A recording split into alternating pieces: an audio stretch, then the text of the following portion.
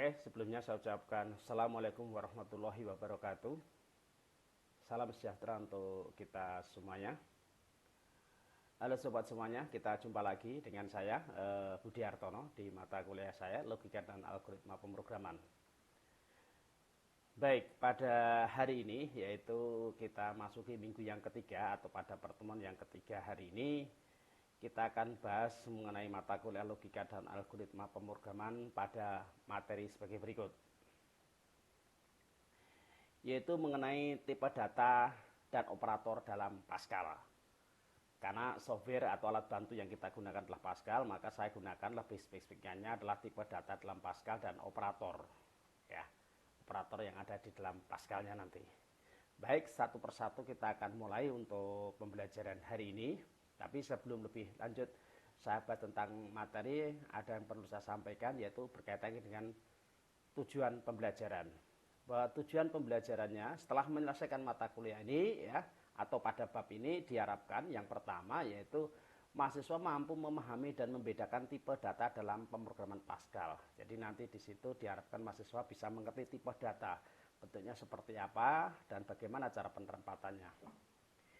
Yang kedua, mampu memahami dan menempatkan tipe data tersebut dalam pembuatan dasar pemrograman sehingga bisa membedakan atau memilah-milah sehingga bisa menempatkannya dengan baik. Yang ketiga, mampu mengenalkan dan menempatkan operator yang digunakan dalam program beserta urutan yang harus didahulukan dalam operator tersebut.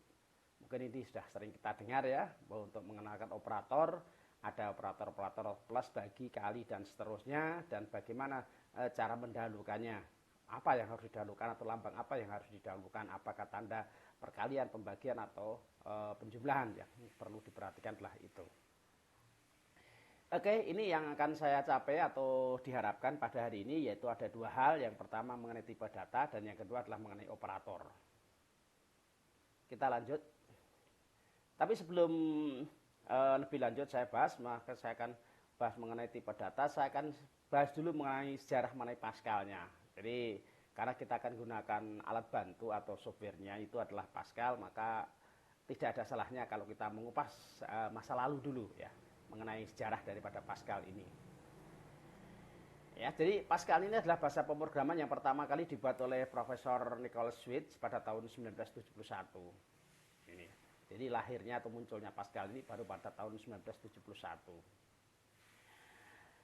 Nama Pascal diambil dari matematikawan Prancis yaitu bernama Blaise Pascal yang pertama kali menciptakan mesin penghitung ya, atau mesin Pascal dulu waktu itu. Ya, kalkulator Pascal seperti itu ya.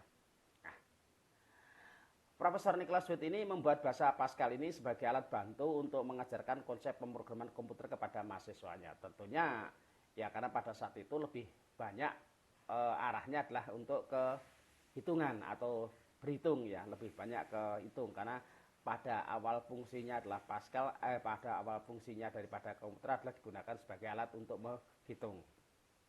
Tentu saja di dalam konsep Pascal ini lebih banyak juga berkaitan dengan hitung-menghitung tadi. Sedangkan Pascal sendiri ini merupakan pengembangan dari bahasa Algol 60, sedangkan Algol 60 sendiri merupakan pengembangan dari Algol sebelumnya yaitu Algol 30 dan sebelumnya. Pada tahun 71, Nicholas Switch ini menerbitkan suatu spesifik untuk High Structure Language, bahasa tingkat tinggi struktur yang menyerupai Algol yang dinamai dengan nama Pascal itu tadi ya. Jadi lahirnya pada tahun 71, sejarahnya ini diberi nama ini. Ini karena asalnya dari bahasa Algol tadi. Diperkenalkan pada komputer jenis ya, ini cukup lama, saya sendiri tidak memahami ini ya, hanya tahu saja, belum pernah menggunakan ya. Versi bahasa Pascalnya yang ada saat ini ada cukup banyak, diantaranya ada UCSD, di sini ada University of California at San Diego, ini versinya dari versi kampus begitu ya. Ada juga versi MS ya, MS Microsoft ya Pascal, ada Apple Pascal dan ada Turbo Pascal. Yang lain cukup banyak ya. Tapi dari sekian Pascal yang ada, itu yang terkenal adalah ini Turbo Pascal yang dibuat oleh Borland ya, Borland Incorporation ya, ini ya. Adalah versi yang paling banyak digunakan karena menggunakan compiler untuk menerjemahkan dan juga memiliki standar bahasa Pascal yang dibuat oleh Nicholas Switch dan Keith Jameson ini. Nah, Borland tidak hanya mengeluarkan Pascal ya, ada Delphi ya, kebanyakan seperti itu ya. Jadi karena Delphi juga kelanjutan daripada Pascal, yaitu visual daripada visualnya Pascal itu adalah Delphi ya. Nah itu.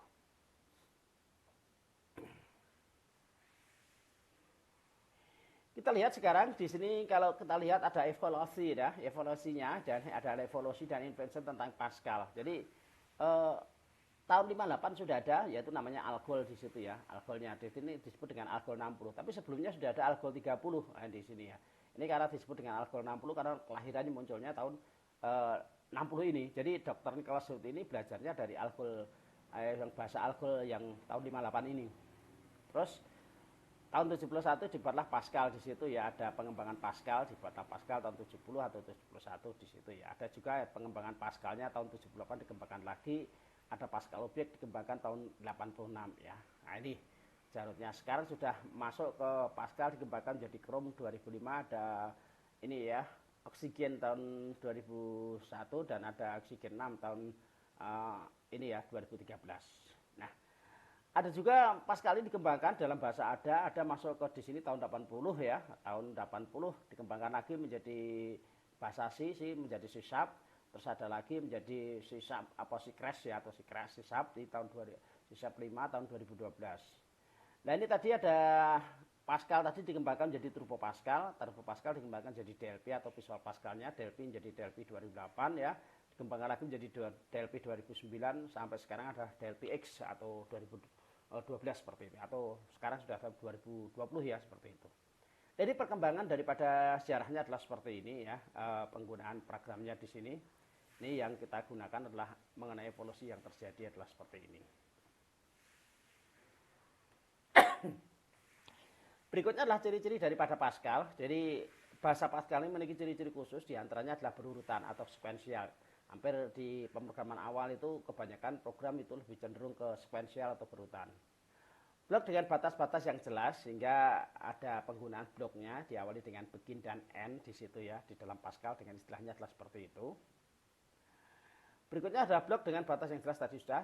Satu pintu masuk dan satu pintu keluar, mulai dari awal kita tutup dengan di akhir tadi berurutan tadi ya, keluar pada blok pemilihan dan pengulangan.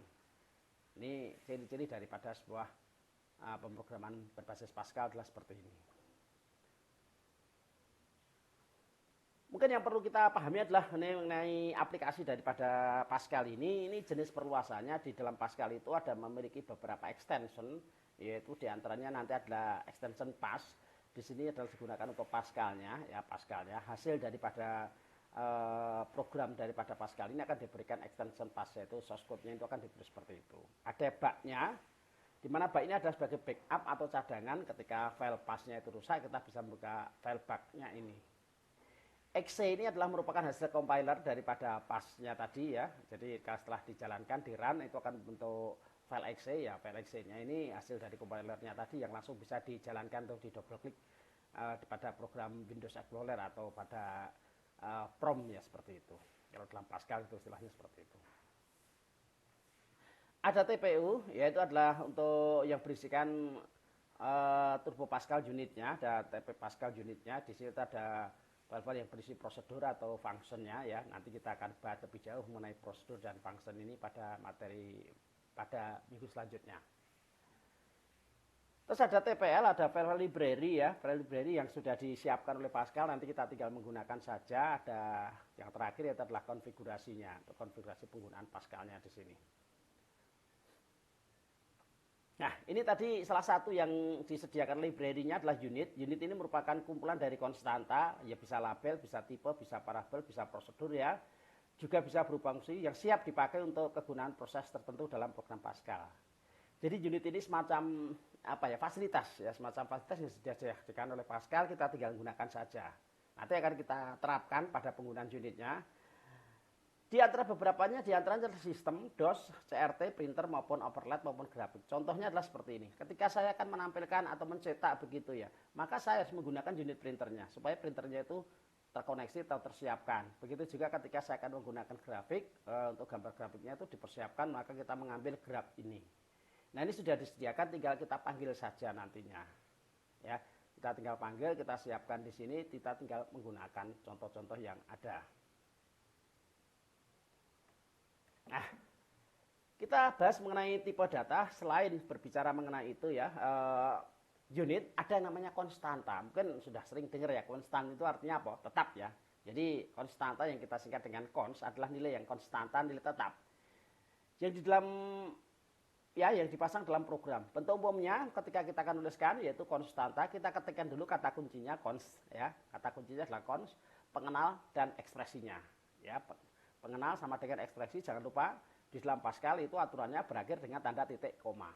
Ini di dalam penulisan Pascal jangan lupa ya kita gunakan perakhiran yaitu titik koma.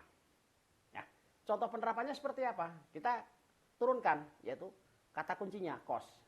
Pengenalnya apa? Atau identifier atau variabelnya di sini kita tuliskan yaitu pi-nya. Nah, di sini adalah pi-nya sama dengan 3.14. Berarti nilai pi ini adalah tetap yaitu 3.14. Apakah hanya pi saja yang dikonstantakan? Bisa saja. Anda bisa memberikan variabel yang lain. Juga contohnya ada variabel x. X sama dengan 10 umpamanya seperti itu. Titik koma. Berarti nilai x ini selalu tetap yaitu nilainya adalah 10 seperti itu. Ini dimaksud dengan konstanta yaitu nilainya adalah tetap seperti itu. Selain konstanta kita juga kenal yang namanya variabel. Ya, variabel. Kalau variabel ini nilainya adalah berubah-ubah. Kalau konstanta tadi nilainya tetap, maka dalam variabel ini nilainya adalah selalu berubah. Ya. Nilainya maka di sini dikatakan variabel adalah nilai yang isinya dapat berubah-ubah. Dalam program variabel ini disingkat menjadi var seperti itu ya. Bentuk umum untuk penulisannya kita gunakan var, pengenal ya, istilah atau identifiernya ada pengenal 1, pengenal 2 dan seterusnya seperti itu.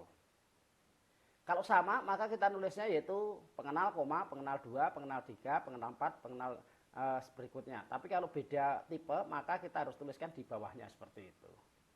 Nah, contoh di sini adalah itu variabel panjang, ini lebar, ini kebetulan tipenya integer. Karena tipenya integer maka sama-sama tipenya integer maka kita gunakan yaitu pakai koma, panjang, koma, lebar. Atau kita bisa nuliskan dalam 2 baris, yaitu panjang titik 2, integer titik koma, lebar titik 2, integer.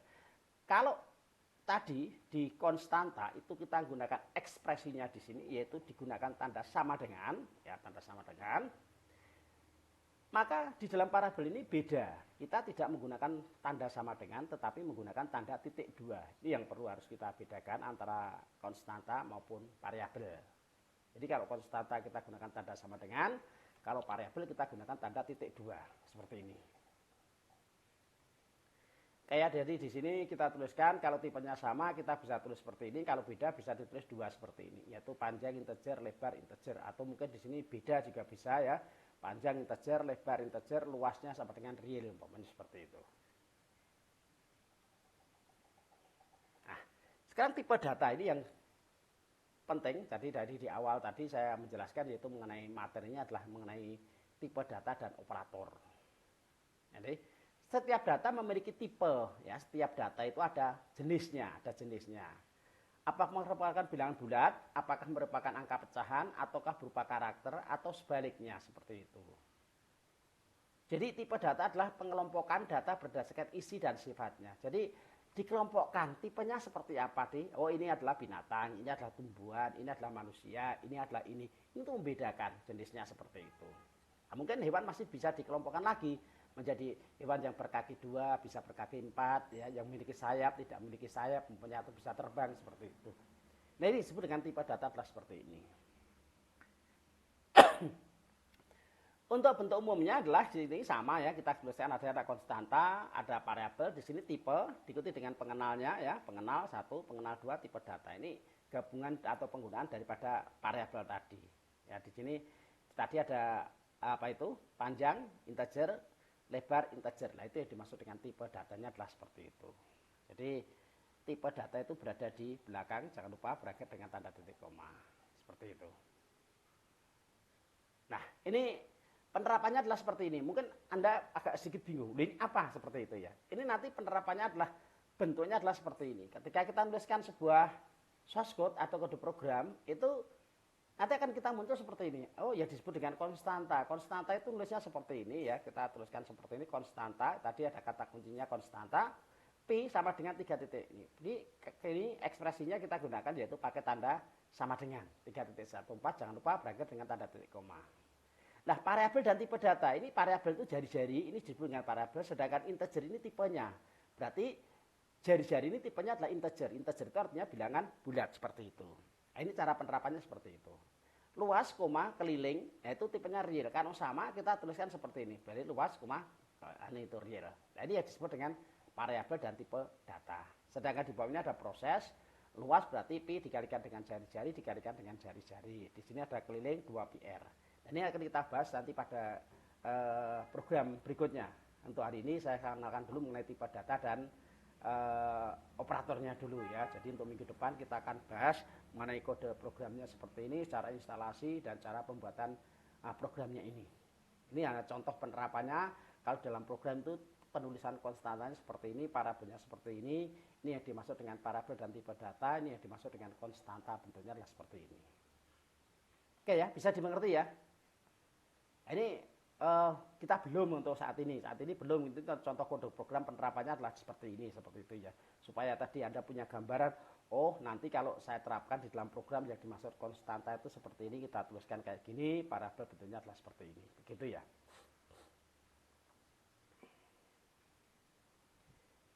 Berikutnya adalah tipe data. Yang perlu kita pelajari di sini adalah tipe data. Jadi tipe data atau jenis data dalam Pascal ini dibagi menjadi beberapa kelompok. Di antaranya yaitu ada tipe sederhana atau tipe simple begitu ya, atau tipe primitif seperti itu ya. Ya, boleh dikatakan tipe sederhana, primitif atau tipe simple ya. Sedangkan tipe sederhana sendiri dibagi menjadi dua, ada tipe ordinal, di mana tipe ordinal ini dibagi menjadi tipe bilangan bulat. Tahu bilangan bulat ya? Bukan tahu bulat ya, tapi bilangan bulat ya. Bilangan bulat itu sesuatu bilangan yang tidak memiliki pecahan, artinya utuh ya. Jadi dia suatu bilangan yang sifatnya utuh. 5, 6, 7 itu namanya utuh. Kalau 5,10 itu namanya pecahan. Ya, kita masuk dalam bentuk yaitu tipenya adalah real. Jadi di sini ada tipe ordinal.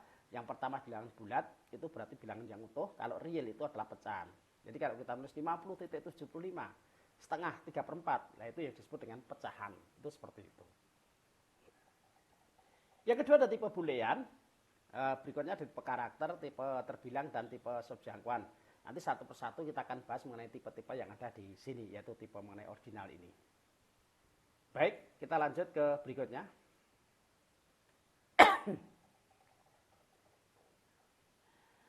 String itu kumpulan daripada karakter. Jadi kalau karakter itu hanya satu huruf ya, satu huruf itu namanya karakter ya, tidak sama masuk di sini ya. Tadi tipe karakter ya, tipe karakter itu. Kalau string itu kumpulan daripada huruf. Mana kata Semarang. Nah, Semarang itu kumpulan dari huruf S, E, M, A, R, A, N, G. Nah ini kata Semarang ini disebut dengan string seperti itu. Kalau hanya satu huruf saja S gitu, itu disebut dengan karakter. Jadi kumpulan daripada karakter kita kenal dengan nama string. Ketiga adalah tipe terstruktur. Tipe struktur itu mengenai larik, rekaman atau rekod, ada himpunan, ada berkas. Ini akan dibahas tersendiri pada materi tersendiri maupun tipe pointer ini. Yaitu pada pertemuan selanjutnya nanti di akhir-akhir baru kita akan bahas mengenai larik, rekaman, himpunan maupun berkas ini ya. Itu nanti di akhir saja. Nah, skemanya itu kalau kita lihat ya, skemanya itu kalau kita lihat itu seperti ini. Jadi skema daripada tipe data itu ada tipe data di sini dibagi menjadi ya, tadi sederhana ya, ada tipe string, ada tipe terstruktur, ada tipe pointer. Ya, ada 4 ya. Dari 4 ini dipecah lagi menjadi tipe ordinal tadi ya, dan tipe real. Ordinal saja dipecah menjadi tipe bilangan bulat, yaitu ada integernya. Di situ tidak saya tuliskan tadi, ada integernya. Ada boolean, ada karakter, ada subjangkauan dan terbilang. Karakter tadi satu huruf saja. Kalau kumpulan daripada karakter disebut dengan string. Integer memiliki yaitu integer sendiri ya, ada short integer, ada byte, ada long, dan ada word. Nah bentuknya seperti ini. Terstruktur tadi ada himpunan, larik, rekaman maupun berkas. Ini skemanya kalau kita gambarkan seperti ini. Jadi dari tipe data ini kita kenal ada 4, 1, 2, 3, 4. Dari 4 ini dipecah menjadi 2, yaitu ada ordinal sama real. Real itu bilangan bulat, ordinal masih dipecah menjadi integer. Jadi nanti tipenya adalah menjadi real dan integer. Integer dipecah menjadi integer, short integer, byte, long, word. Atau di sini boleh dikatakan bilangan bulat seperti itu. Jadi ada 1, 2, 3, 4, 5, 6, 7, 8, 9, ada 10 ya, 11, 12, 13, 14, 15, 16. Ada 16 seperti itu. Kalau dipecah satu persatu bentuknya adalah seperti itu.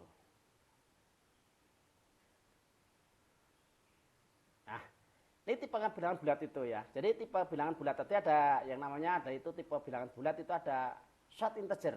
Itu yang terkenal ya, ada integer tadi ada tulisan short integer ya, short integer. Short integer ini range-nya atau jangkauannya itu minus 128 sampai dengan 127. Jadi kalau angkanya itu ya bisa dimasukkan di antara 128 sampai dengan 127, berarti itu masuk short integer. Tapi angkanya 200 kan lebih dari 128, 200 ya. Itu berarti tidak masuk dalam jangkauan yaitu short integer, berarti melebihi. Bisa masuk ke range berikutnya, yaitu bisa masuk ke integer atau ke long integer, byte atau ke word. Tapi kalau angkanya sudah menjadi ribuan, 1500, maka tidak bisa masuk ke bentuk byte ini. Ya, karena byte hanya dibatasi sampai dengan 255. Seperti itu. Kalau angkanya sudah sampai puluhan ribu atau ratusan ribu, ya sudah bisa kita menggunakan ini. Integer sama word, kita harus sudah menggunakan yaitu long integer.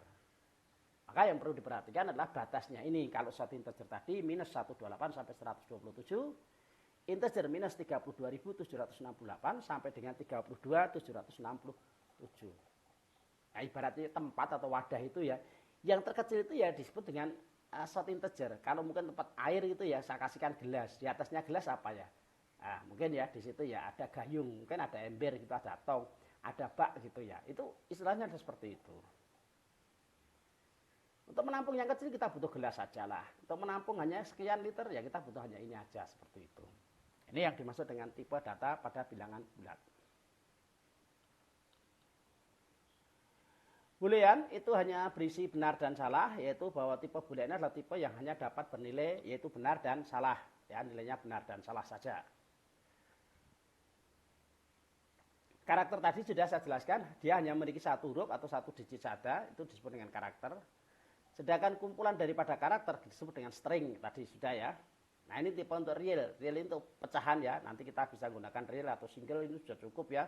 Karena angkanya sudah cukup untuk mewakili itu ya, nah ini sudah cukup ini ya, karena ini sudah cukup tinggi yaitu 11 digit, 11 sampai 12 digit. Untuk perhitungan kita tidak perlu cukup banyak-banyak, untuk latihan kita cukup 11 sampai 12 digit sudah cukup. Maka kita gunakan real atau single seperti itu.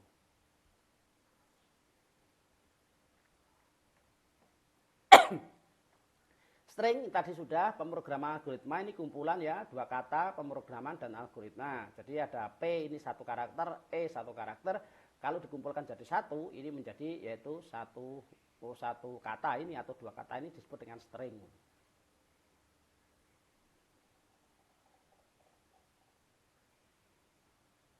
Ini untuk lebih lanjutnya, pointernya nanti akan kita bahas tersendiri ya, begitu juga ini. Nah ini sekarang ada kuis ya. Penerapannya seperti apa ya? Contoh di sini ya, supaya Anda tidak mengalami suatu kebingungan atau boleh dikatakan masih bertanda tanya seperti itu. Terus cara penerapannya seperti apa sih gitu ya? Nah ini contoh programnya, penggalanya ini ada program latihan ini, judulnya Users CRT. Ini kita tadi unit sistem, kita gunakan CRT tadi ya.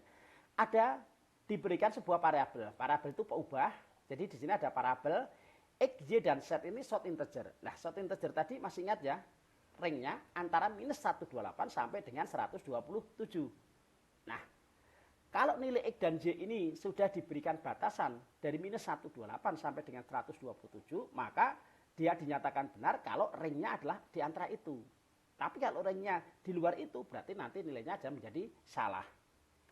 Kita berikan nilai X. X-nya berapa? X-nya sama dengan 50. Berarti nilai X-nya di sini 50 berarti betul. Masuk ke dalam short integer. Karena range-nya adalah 128 sampai dengan 127. Y min 5 sampai batasnya tadi minus 128 berarti masih masuk.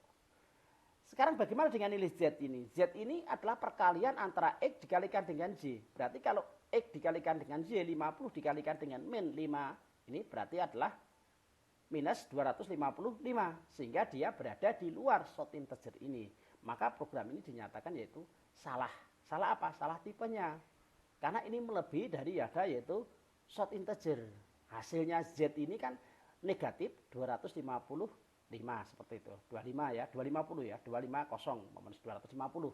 Kan melebihi daripada short integer. Sedangkan short integer jadi hanya 128 minusnya. Sedangkan positifnya adalah 127. Oke, bisa dipahami ya sampai sini ya. Oke. Berikutnya adalah Yang kedua, sekarang kita berikan nilai byte. Byte tadi 0 sampai dengan 255. Ya, 0 sampai dengan 255. XYZ-nya ini ya, XYZ ini harus di bawah 0 sampai dengan 25. X 95 betul. Y 5 betul. Kan gitu. Sekarang Z-nya apakah benar? X-nya adalah 95 dikurangi dengan 5. Berarti berapa? Yaitu 90. Kalau gitu dia masih di bawah 255. Berarti pernyataan ini adalah benar seperti itu. Ya, ini bentuknya adalah seperti ini ya. Nah, sekarang yang ketiga, XYZ ini kita berikan nilainya integer. Berarti ini adalah bilangan bulat, ya. X-nya adalah 105 betul, ya. Di plusnya kan 127 ini masih di bawah 127 itu betul. Y-nya adalah 10 karena masih di bawah 127 berarti betul. Sekarang nilai Z-nya, Z ini X ditambah dengan Y berarti 105 ditambah dengan 105 ditambah dengan 10 yaitu adalah berapa? Yaitu 115. 115 dibagi 2 berarti akan menghasilkan yaitu apa? Bilangan pecahan. Ya, karena nanti hasilnya adalah ada pecahan. Kalau ada pembagian ini walaupun hasilnya adalah tetap bilangan bulat tetapi dianggap di sini adalah merupakan pecahan. Jadi ini adalah hasilnya adalah salah seperti itu. Kita akan lihat seperti ini rumusnya ya. Jadi kalau sebuah bilangan bulat itu kita tambah dengan bilangan bulat ya, apapun bulat itu ditambah dengan bulat hasilnya pasti bulat.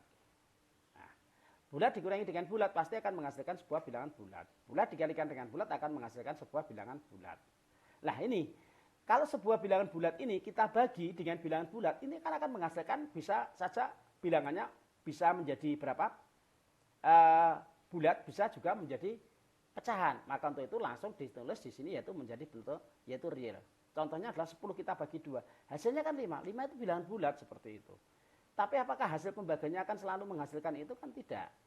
Ya, bisa saja nanti 10 kita bagi 3. Hasilnya berapa? 3 titik ini. Berarti bilangannya adalah pecahan seperti itu. Kalau real diapakan pun, ya real ditambah, dikurangi, dibagi, dikalikan, hasilnya akan tetap dengan real.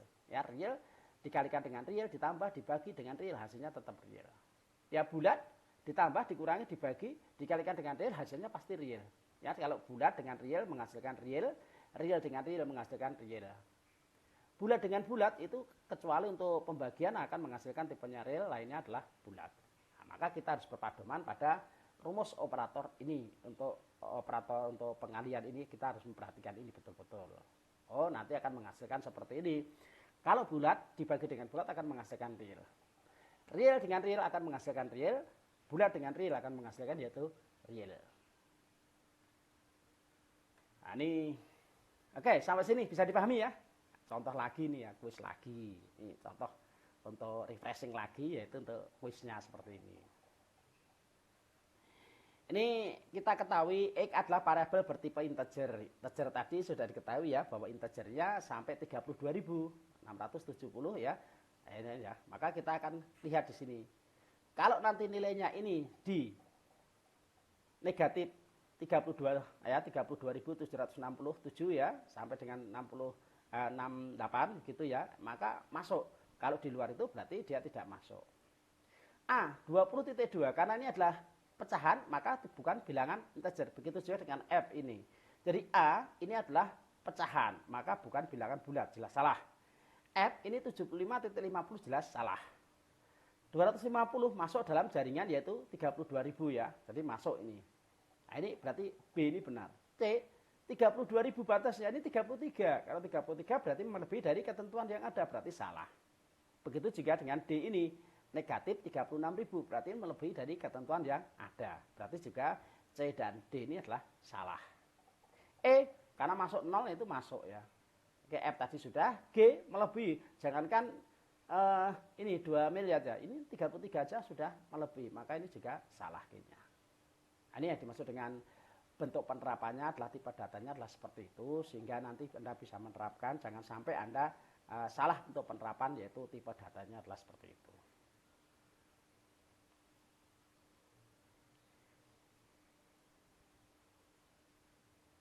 Berikutnya adalah macam-macam operator. Mungkin kita sudah dari dulu ya sampai sini ya. Sudah mengenal yang namanya operator tadi ya. Ada 7 operator yang kita gunakan. Yang pertama adalah pemberian nilai, aritmatik, manipulasi bit, Ada operasi boolean, ada operasi pembanding, himpunan, maupun operator untuk stringnya. Baik, satu persatu kita akan lihat untuk jenis-jenis operator yang ada di sini. Operator assessment atau penugasan, ini ya langsung aja kita tugaskan A.2 sama dengan 12. Berarti A ini diberikan nilai, langsung nilainya itu 12. B.2, kalau karakter kita gunakan tanda petik halo. Ini ya, halo. Berarti di sini kita gunakan, berarti nilai B-nya itu adalah halo. C.2 sama dengan 3.14. Berarti nilai C ini sudah diberikan yaitu 3.14 atau pi, istilahnya seperti itu. Yang pertama mengenai operator pemberian nilai atau penugasan.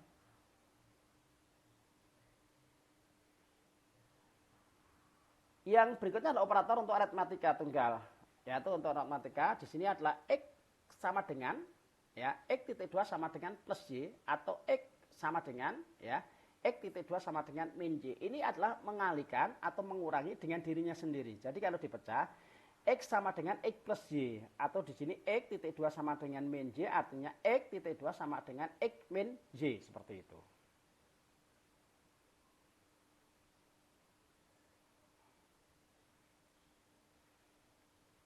Yang kedua adalah operator mengenai aritmatika biner. Saya kira sudah paham ya penjumlahan.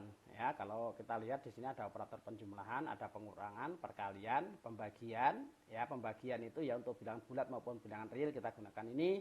Kalau khusus untuk bilangan bulat itu kita gunakan div. Tapi yang umum untuk pembagian ini selalu kita gunakan yaitu adalah garis miring. Mut ini menampilkan sisa pembagian ya, bukan hasil pembagian tetapi sisa. Kemudian 10 kita bagi 3, bukan hasilnya 3.3 tidak, tetapi adalah 1 seperti itu. Karena 10 kita bagi 3 akan menghasilkan 3, sisanya adalah 1 seperti itu. Itu yang dimaksud dengan mut, menampilkan sisa pembagian.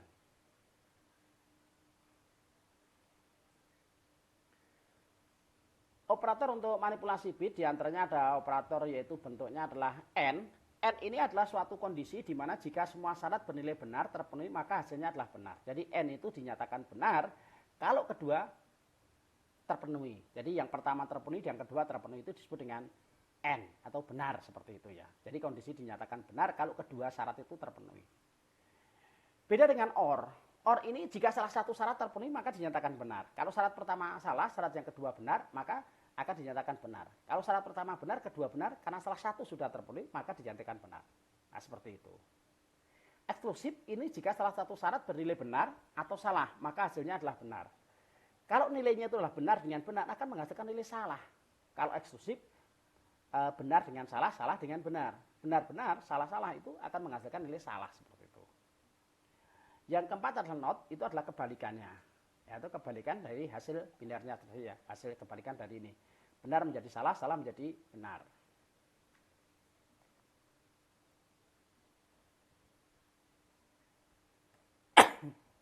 Ini contoh penerapan bitnya adalah seperti ini.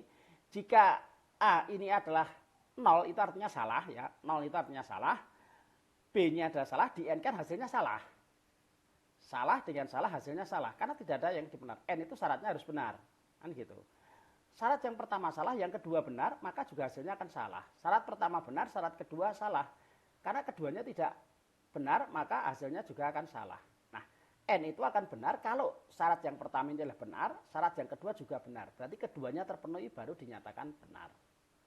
Kalau OR beda, salah satu, 0 dengan 1 menghasilkan nilai 1, 1 dengan 0 menghasilkan nilai 1, 1 dengan 1 menghasilkan nilai ini. Kalau eksklusif, 0 dengan 0 menghasilkan nilai 0, benar dengan benar menghasilkan nilai 0. Tapi kalau 0, 1, 1, 0 akan menghasilkan nilai 1, 1. Ini salah, tidak benar, nah ini ya, tidak salah berarti benar. Tidak salah berarti benar.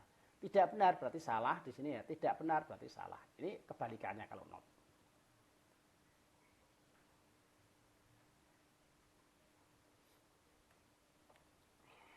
Contoh penerapannya seperti ini supaya Anda tidak bingung ya.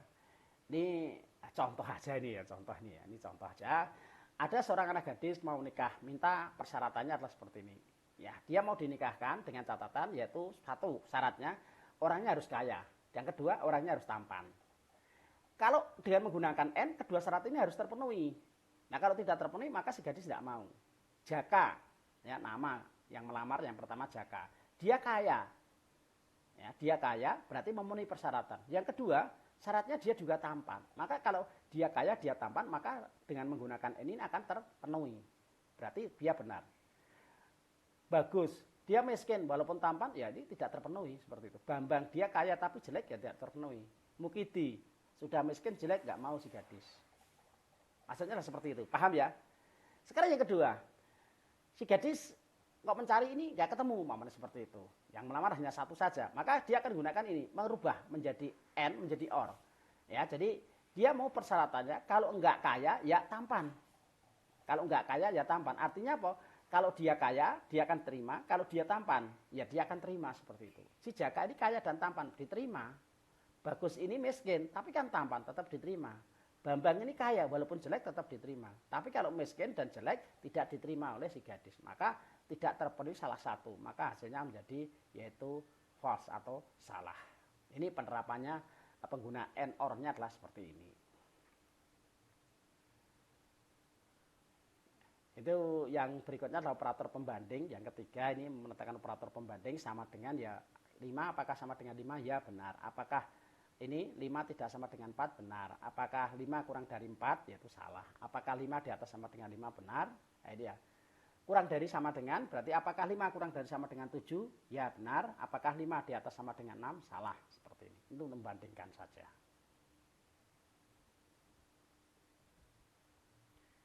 Ini adalah operator untuk union ya, ada penambahan, selisih, dan pengurangan. Penggunaannya seperti ini ya, untuk himpunan saja. Nanti ini bentuk-bentuknya adalah sebagai contoh A ditambah B dengan C seperti ini ya. Ini bagian, himpunan bagian seperti itu. String tadi sudah ya, string tadi kumpulan daripada huruf. Ini ada Universitas Tekom, ada karakter string Semarang dan karakter Universitas Tekom digabung jadi satu, umpamanya seperti itu, tambahkan.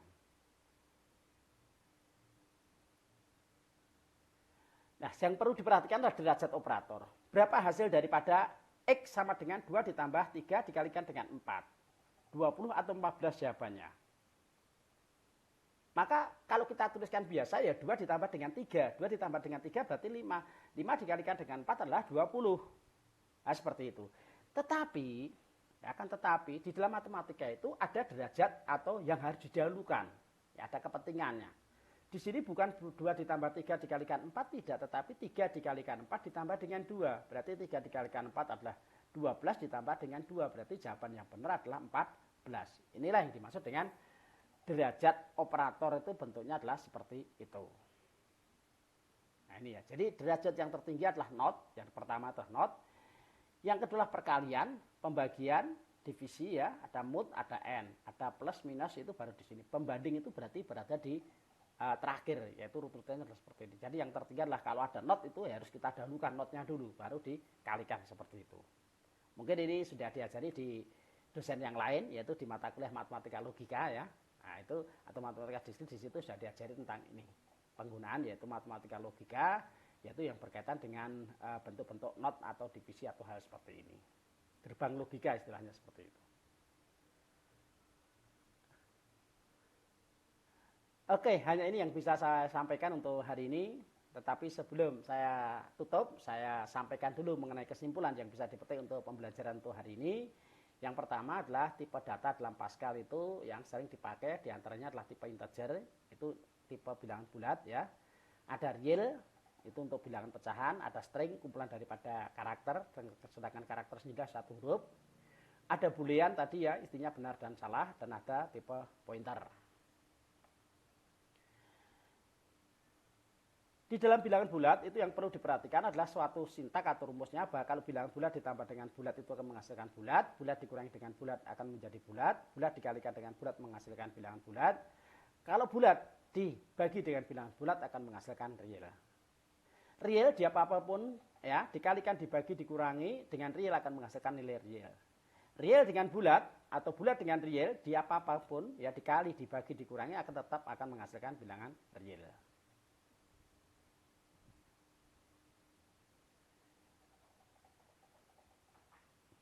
Itu tadi bahwa di sini kita gunakan yaitu ada penggunaannya ada operator n, di mana pada operator n itu kedua syarat harus terpenuhi. Jadi syarat satu dan syarat kedua terpenuhi baru dinyatakan benar.